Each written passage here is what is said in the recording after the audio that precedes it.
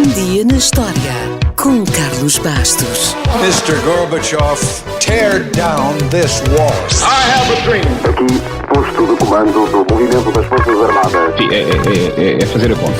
Houston, we have a problem. Yes, we can. And now for something completely different.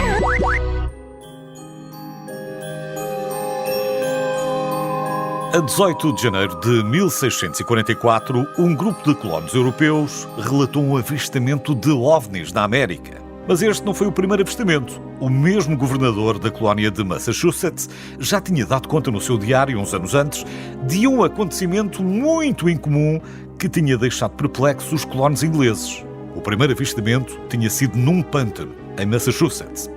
Este, 5 anos depois, foi na enseada de Boston. Em ambos os casos, as testemunhas eram sérias.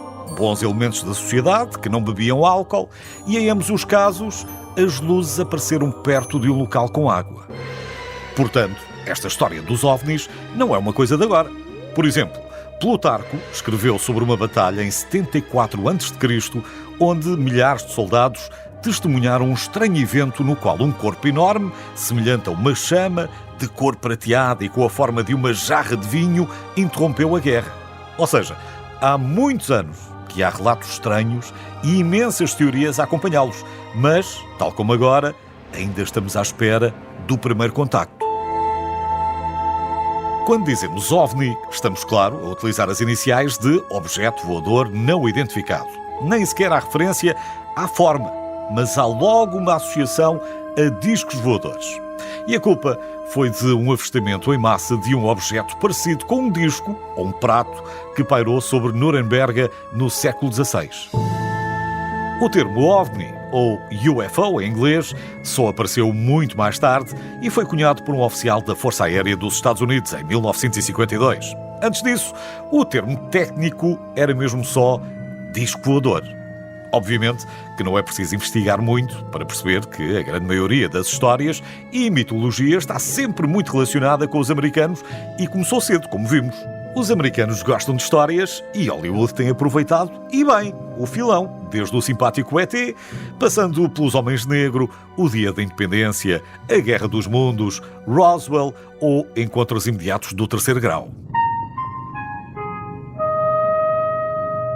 Enfim, é só escolher. Por isso, não é de estranhar que mais de 40 mil americanos tenham seguro contra um possível rapto por alienígenas. Houve até um presidente dos Estados Unidos, Jimmy Carter, que pensou ter visto um disco voador em 1973, mas depois mudou o discurso e disse que provavelmente era só o planeta Vênus.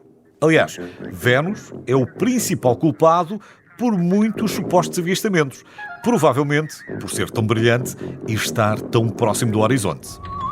Mas os lançamentos da SpaceX já foram confundidos com OVNIs, assim como paraquedistas, drones, balões meteorológicos ou certas formações de nuvens. E até no Reino Unido há registro de um morador que ligou para a polícia para relatar um objeto redondo, brilhante, no céu, por cima da sua casa, que mais tarde os polícias perceberam era apenas a Lua. Mas nesta questão, ninguém ganha aos americanos e o caso de Roswell foi o grande rastilho. De tal maneira que, para estudar os possíveis avistamentos de OVNIs, foi criado o projeto Blue Book.